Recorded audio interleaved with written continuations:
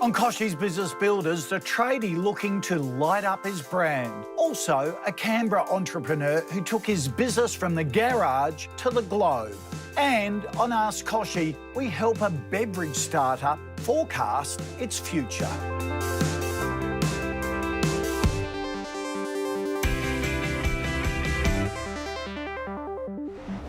Hello and welcome to Kochie's Business Builders. This week we've been getting dusty and dirty on a construction site, talking to Dane, the electrician. He employs 4 people, but he'd like to grow and get even more staff on deck. First though, he needs to build his client base, and to do that, he really needs to market his business the right way. So we provided the expert to help Dane achieve his ambitious dreams. Sydney-based tradie Dane Ellefson set up his electrical business 5 years ago. He loves being his own boss, but he wants to step up his game and expand the business. Dane, I'm Alex from Snap. How you going? Very nice to meet you, mate. Thank you for coming to site. No, that's all right. Thanks for having me out here. Alex Cohen is from Snap Norwest and has come along to provide advice on how Dane could better market his business. That's electrical. So tell me a little bit more about your business, Dane. So basically we're a small family-sized business. There's 4 of us running around the eastern suburbs and the northern beaches, and we work predominantly in light commercial and domestic places. Setting up the business has been a labour of love for Dane, but it took him a little while to figure out what he wanted to do. Well, I did many jobs previously. I did photography, landscaping, I did everything. Builders, labouring, like retail. Okay. Got to 21 and I thought, I need to get a trade under my belt because that's going to be with me forever. I finished my apprenticeship and basically didn't really want to work for anyone else. We've been operating for 5 years now, and I just love working with my clients, letting jobs evolve along the way, having a serious input in the whole creative sort of side as well. It's funny, everything has all come in and collated into this job. Like, when I was a roofer, I sort of learned about how to sort of work with silicon, and then other jobs I learned how to deal with people, the retail managing and dealing with clients. So it's, with this job, running a business, it's all sort of fallen into place. It's nice. At the moment, Dane relies mostly on word of mouth to attract new clients. That's a positive indication. He's had a lot of happy customers, but there is an easier way. And how do you want to stand out from your competitors? Well, we've got the youths driving around, but an online presence would be ideal because everyone's searching the web all day, every day. And without that, I think we're missing out on a lot. Tell me a little bit about your future plans. Where would you want to see yourself, say, in the next year? In a year's time, I'd love to have 3 or 4 more guys. Okay. But in order to do that, we have to have more jobs. Absolutely. To create more work for the guys. Yep. Well, that's an ambitious goal, Dane, but definitely achievable with the right business plan in place. Still to come, Alex from Snap Norwest talks Dane through his options when it comes to marketing. Did you know small businesses in Australia represent 97% of all businesses? They play a significant role in the economy, employing almost half of our total workforce. And they generate 36% of our total economy.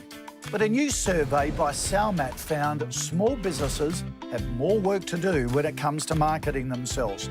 Half of the owners surveyed said they're throwing more money into marketing campaigns this year. The majority will do letterbox drops and trade shows. 12% say they're investing in a business website. But of the businesses that do market themselves, half don't measure the results of their campaigns. It's a big weakness. If you're a small business owner wanting to stand out, you can start by reading trade media, attending online webinars, and subscribing to an online training platform.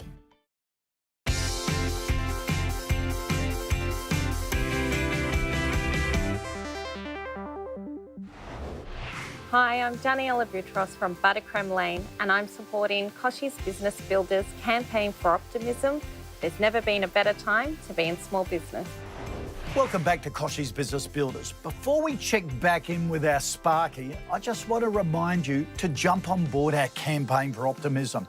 If you have a positive story or picture to share, send it into kbb@pinstripemedia.com.au. Could be a happy client, a new product, a great deal, a terrific team you've got. Let's celebrate small business and the positive side of what we're doing. Now, though, let's head back to the construction site to hear from Alex from Snap Norwest about how Dane can put the spark into his business. So after our chat, how do you think we could best market ourselves? So look, what we'd do with a customer in your situation, Dane, is we'd actually take a step back and have a look at the overall marketing objectives that you're trying to do and take your brand through an identity checklist as well, because quite often what we can find is customers that get out there and develop a brand for themselves and an identity, it may not be exactly what the audience is expecting to see. So through this branding stage that we would step you through, we'd have a look at what your strengths are, what perhaps your weaknesses are, and your target customer and your ideal consumer. So I saw that you have a Facebook page active and you've got some great content on there as well. But what I'd suggest to do from here would be to develop a website, because so many consumers now are searching the web in need of that information to find the best trade, the most reputable, and what services they can actually offer. So we'd suggest to develop that website and, you know, once again, tie in your branding so you've got a consistent look and feel across all your different marketing platforms. And from there, you can start to develop a customer base, and from there, you can start to market to that customer base as well. Dane and his team drive around Sydney in their branded utes, but apart from that, there's nothing else to capture the attention of potential clients. I would say let's make the most of that available real estate that's out the front of the job site here and get some signage up and have a call to action as well, so that we can start sending customers from the street and seeing the job site onto your website, and they can find out more details about you and the company and what you stand for. If Dane does get an inquiry, the next step would most likely be to draw up a quote. Okay, so often out there in the marketplace, when you speak to these customers and you get the opportunity to put your quote through, you might be competing against 2, 3, 4 other competitors. So you really need to make yourself stand out and have some kind of differentiation there. So what we'd suggest is to use your brand and your corporate identity, and then work that into a professionally designed document that can be edited by you to suit different customers. So every time you send that quote out, they receive a beautifully designed That's Electrical branded proposal that has your details on it, and we can even include in that, you know, an e-publication that has a digital version of all your products and offerings and services and previous work and everything else, so that customer can really have a detailed insight into what That's Electrical stands for. So, the top 3 tips for Dane to market his business better. Number 1, develop a website. When people are searching online for the best tradespeople in Sydney, Dane should be among them. The second step is signage. Dane can pop his logo outside each job site, sending customers from the street to the website. And if they do get in touch, Alex suggests Dane work his business logo into a professionally designed document to be sent out with every single quote. Those tips will surely have Dane's business standing out from his competitors and, in turn, help grow his client base. Now, here's Roland Hannakroop from New Perspectives Business Coaching with another pillar of success. This week's pillar of success is about planning. A famous general once said, "No battle plan ever survives the first contact with the enemy." But I'm here to tell you that also a business without a business plan achieves everything in it. Nothing, in other words. Both statements are equally true. Business plans as well as battle plans are generally out of date before the ink has dried on them, and yet all great businesses constantly focus on planning. Confusing? Well, not really. You see, the key is in that last word, planning. Planning is something you do all the time, and planning is guessing. Standing where we are today, knowing what we know today, what do we think will be the best strategies and actions to move us forward towards our goals? But tomorrow, the world's a different place. Maybe what we thought would be a great strategy yesterday turns out to be no longer relevant. Sticking to the plan in the face of changing realities doesn't make any sense at all, does it? When you learn to make planning your ongoing focus, you'll respond quickly and appropriately to the changing realities and keep your business moving forward. I promise you. Coming up, the Canberra entrepreneur who took his business from a garage to the world. He's next.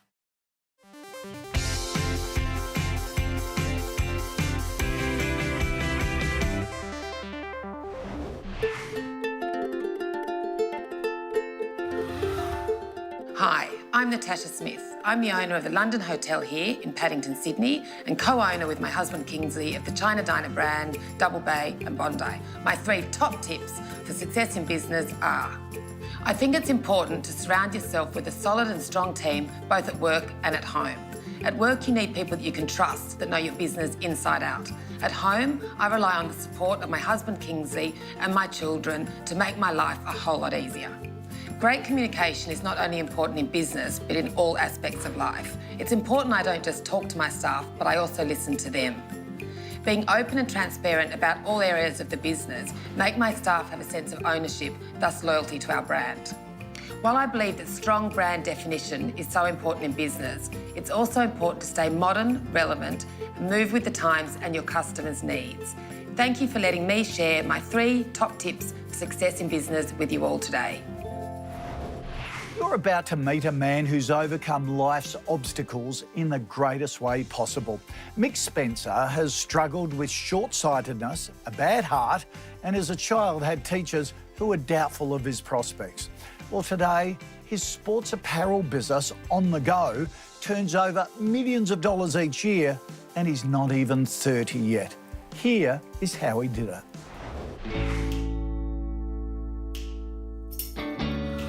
Look, my story started in my early childhood days, really. I was born with severe short-sighted eyesight, which I wear contacts for now. So I was quite challenged as a child because I had a lot of adversity, but sport was what kept me incredibly confident. Leading into about my 20, 21 years old, I realised I wanted to get into something in the sport industry. But I was always super passionate about business and what business could do to connect the dots between people and how we could empower people to come together. So I had a bright idea to start a t-shirt company, and I called it On The Go because people used to call me Mick On The Go. So I'd managed to get into university at 21 to study sports science, and 3 weeks in registered the business name On The Go with $150 in the bank and started printing t-shirts at my friend's house. About 3 months in, I had a call from a big cycling event who'd pre-sold 500 cycling jerseys for a really large event, but the procurement manager left without ordering them. And the issue that they had was no one in the world could produce these goods in less than 14 weeks. So that was stuck, and I thought, why are they stuck? And I was really curious about why isn't this customer being able to be served? So I found a way and found some great manufacturers and realized that the apparel industry was incredibly fragmented. And with a young, innovative mind of digital and technology, I was helping our makers produce this item all the way from Canberra, and they're up in China. I mean, our customer is usually the mother on the iPad at 8 o'clock at night who's been given the job of the uniform director of the local club. What does she want? Well, she wants high quality product, but she really wants something that's a great experience, simple to use and dependable. So for us, it's all about, well, how do we take the personalization and what we're doing at the high level? Because we sell to NRL, we sell to AFL, we sell to Hockey Australia. We have multiple contracts with professional teams, which we use as our R&D hub. So we work with them and go, what are the best fabrics? What are the best fits? And what's the best process for them? And then how do we take that down to the grassroots, where there's tens of thousands of people in each region and category that want gear like the pros. For me, I look back 5 years ago when I was in a garage and all I wanted to do was move to a normal office.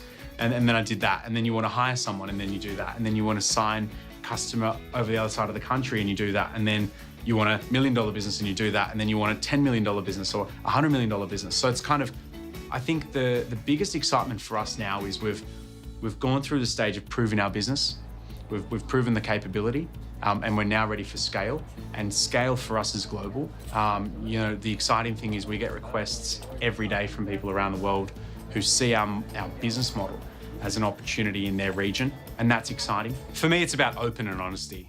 I think that's one of the key things that my father taught me. Be open and honest, and don't screw the customer. I always say to the team, if we can follow those rules, we'll build a great business. Because in a high growth company, things change super quick. So last year we doubled in size. This quarter ahead, we'll do the last year's sales. Okay, so rapid growth requires rapid teamwork and massive communication.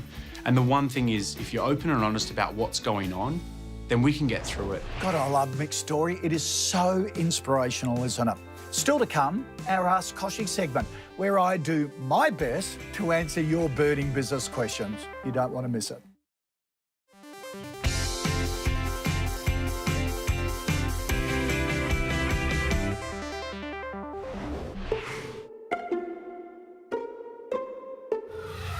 Did you know that on average, meetings take up to 8 minutes to get started? It's not hard to believe when you think of the cables, dongles, and adapters that make connecting to a display so complicated. Intel Unite is a wireless solution that eliminates the collection of these cables and adapters so the meeting participants can connect to the in-room display by simply entering a secure PIN. To set it up, you'll need an Intel Core-based mini PC running Intel Unite in the meeting room. A wireless LAN is recommended, and the laptops connecting will need to have the Intel Unite app downloaded on each of them.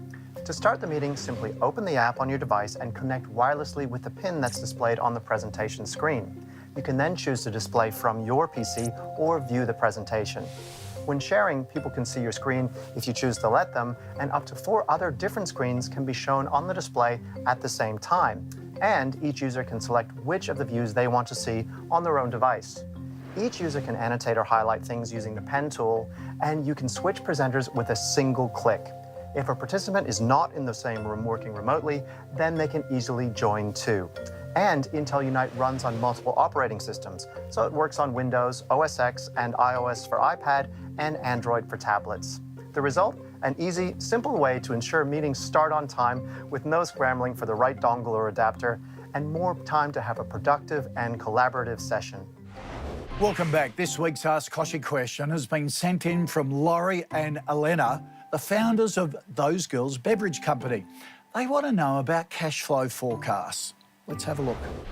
Hi Kochie, my name's Lauren. And I'm Elena, and we're the founders of Those Girls Beverage Co. Our question for you is, what tips and advice do you have for small businesses planning cash flow projections? And in particular, what advice can you give for people trying to project in new revenue streams that they haven't actually done before? So they've got no history behind them, but still need to get a 12-month cash flow projection happening. Any advice would be great. Thank you. Bye. Terrific question, girls. I have to say, I'm really impressed that you're thinking about your cash flow. Even more impressed that you're looking beyond just managing the inflows and outflows. It's something all businesses should do, but sadly, many don't. Now, a cash flow forecast is a fantastic business planning tool because it helps you predict upcoming cash surpluses or shortages. Having that information means you can put plans in place to ensure you always have just enough cash in the business. Now, normally a cash flow forecast is done by taking historical cash flow data and applying that to the months ahead. In your case though, because you're wanting a cash flow forecast for a new revenue stream, you'll need to get a bit creative, particularly on the revenue side. Firstly, start with your current financial position. Calculate what your outflows are going to be for the first 12 months. Be sure to include your fixed costs and your variable costs. By calculating this, half of the cash flow forecast is already done. Don't forget your tax and your BAS statement as well. The next step is to gather as much information as you can about your inflows so your cash flow forecast is as close to the real thing as possible. To do this, start by researching your competitors. How is their product similar to yours? How's it being perceived by the market? What changes have they made along the way? And what feedback are they getting from their customers? Read everything on their website, social media pages to get a full understanding of the product. These insights can help you pinpoint patterns which may impact your own business. It'll also help you come up with ways to differentiate your product. If you've got a bit of cash to spend, you can also try a customer survey. It doesn't have to be expensive. While this may not provide quantitative data, it will offer key insights into what your customers are thinking. It's also worthwhile researching external factors like industry trends. This can provide a glimpse of what's occurred historically that could impact your business in the future, given certain market conditions and also economic cycles. And finally, try running various conservative and aggressive scenarios using forecasting software. Most online accounting software offers ways to model a business by running different scenarios. And remember, once you've actually launched a new product or service, be sure to keep a record of absolutely everything. Even if it's just on a big old spreadsheet, being able to clearly see what works and what doesn't is essential to the success of your business. Good luck, girls. Let us know how you go. Next week on the show, we visit a chocolate workshop to find out how trademarking can lead to sweet success. See you next week for more of Kochie's Business Builders.